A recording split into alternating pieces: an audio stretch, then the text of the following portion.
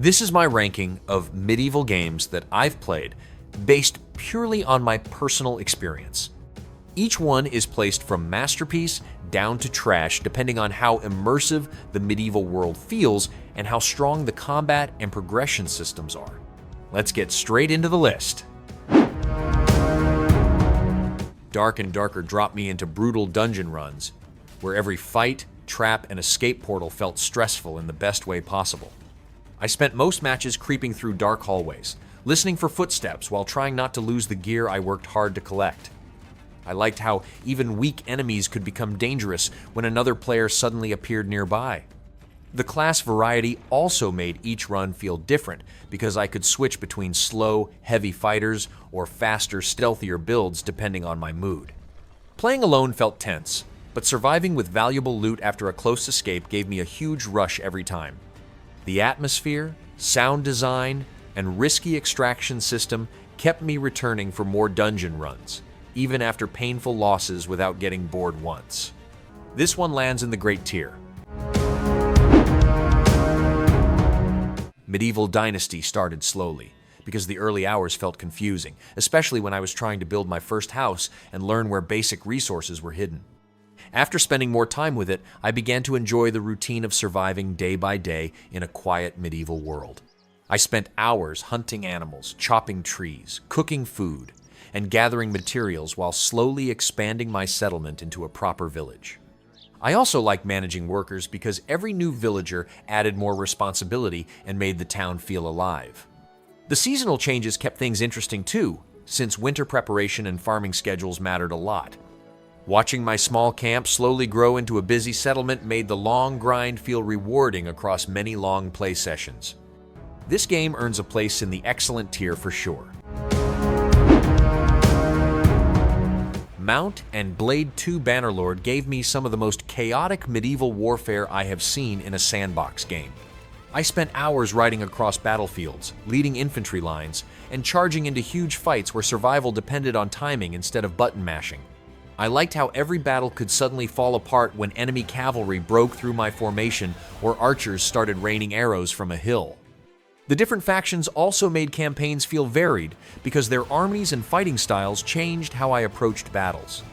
Outside the combat though, the kingdom systems and diplomacy started feeling repetitive after many hours, especially when wars dragged on too long. Even with those issues, the large-scale sieges and tactical fights kept creating memorable moments that made me return for more medieval warfare again and again. That places it in the good tier. Manor Lords became the kind of medieval builder where I kept losing track of time while expanding small villages into busy farming towns. I spent hours placing roads, building homes, and organizing markets while watching villagers carry supplies through muddy streets during changing seasons. The visual detail made every settlement feel alive because rainstorms, workshops, and crowded taverns added personality to even simple tasks. I also liked balancing food, farming, trade, and military preparation since every system connected naturally with the others. Raising a militia, after carefully managing resources, made the smaller battles feel rewarding despite the limited combat depth. Some mechanics still felt unfinished, especially during longer campaigns, but the relaxing atmosphere and satisfying town-building loop kept me invested through many long sessions. This easily belongs in the excellent tier on my personal ranking list. Pax Dei looked beautiful the moment I entered its massive medieval world, but the deeper systems slowly became more frustrating than rewarding for me. I enjoyed exploring forests, gathering resources, building small structures, and watching other players' settlements grow across the landscape. The crafting system also had impressive depth because almost every profession connected together in meaningful ways. After many hours, though, the constant grinding, complicated recipes, and heavy focus on group play started wearing me down. Playing solo became difficult once stronger enemies, and advanced crafting requirements appeared, especially without enough help from other players nearby. I also felt disappointed by missing social features like proper trading systems and better clan management tools. Even with its strong atmosphere and visuals, this stays in the mediocre tier for my ranking of medieval sandbox games. Age of Empires 4 brought back the classic medieval strategy feeling I grew up loving, but it also added enough modern ideas to keep battles exciting for many long matches. I spent hours building massive armies, defending castles, gathering resources, and trying to outsmart enemies with smarter positioning during large-scale wars.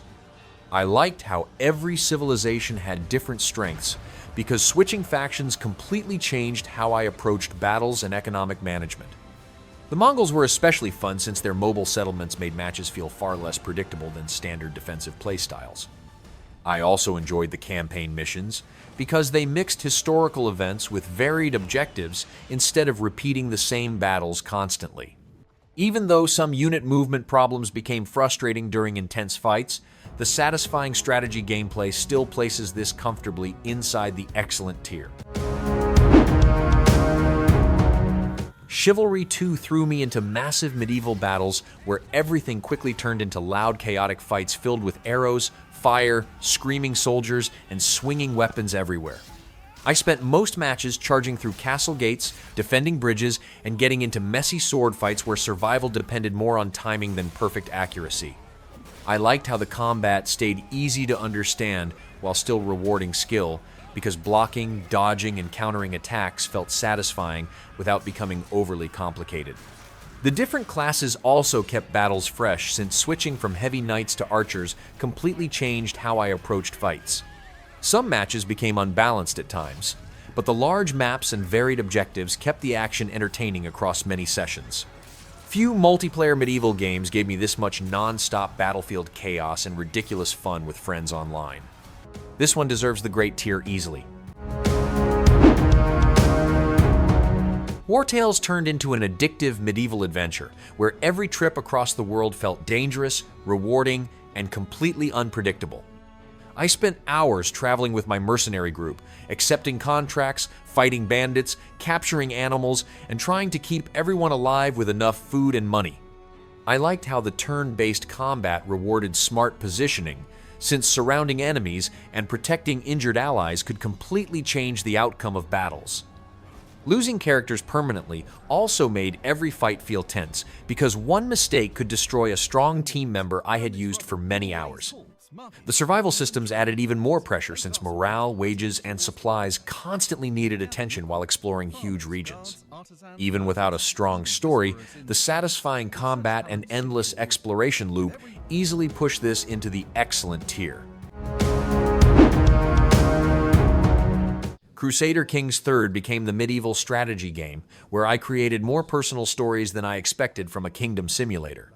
I spent hours arranging marriages, managing alliances, plotting assassinations, and trying to keep unstable rulers from destroying entire dynasties through terrible decisions.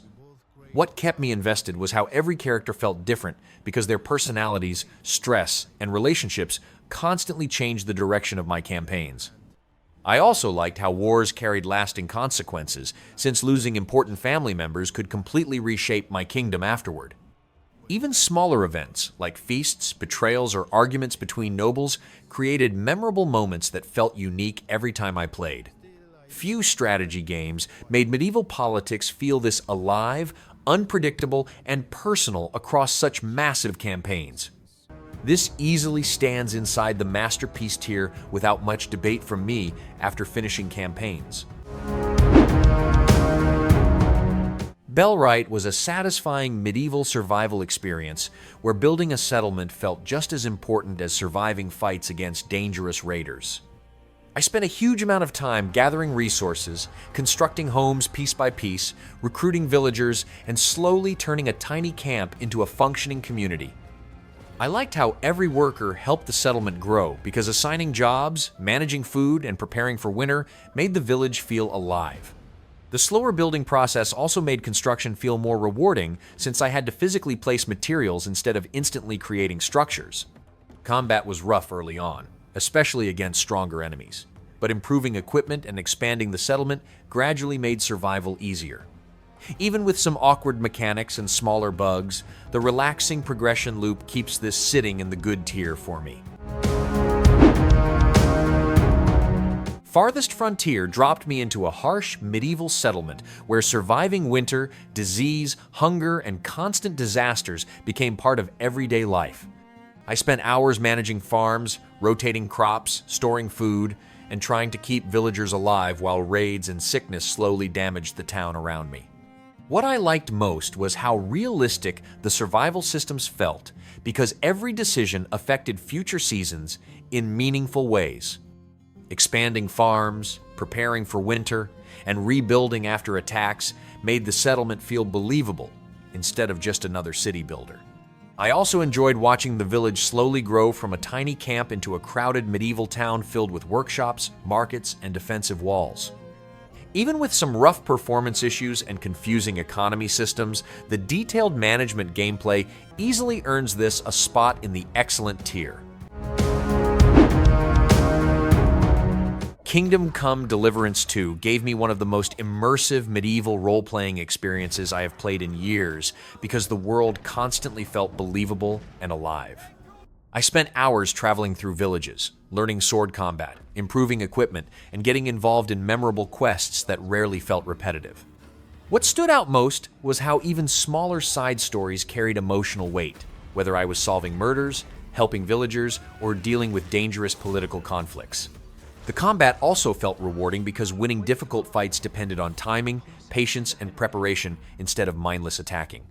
I especially liked exploring the massive cities and countryside since every location felt packed with detail and personality.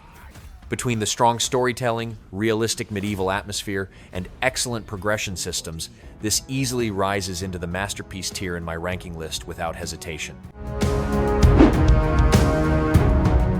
Stronghold Crusader Definitive Edition reminded me why classic medieval strategy games still feel satisfying even after so many modern RTS releases. I spent hours building massive castles, managing food production, training armies, and trying to survive brutal sieges from enemy forces attacking my walls. What I enjoyed most was balancing the economy because every villager mattered when producing weapons, farming food, or defending the fortress during long battles. The slower pacing also made victories feel rewarding, since one mistake in resource management could completely destroy an entire match later on. I liked experimenting with different defenses too, especially placing archers across walls while preparing traps for incoming invasions. The outdated pathfinding and smaller maps occasionally became frustrating, but the addictive castle building and siege warfare still place this inside the excellent tier for me. That's my ranking of the medieval games I've played. Some stayed memorable through immersive worlds and rewarding progression, while others became repetitive over time. Thanks for watching.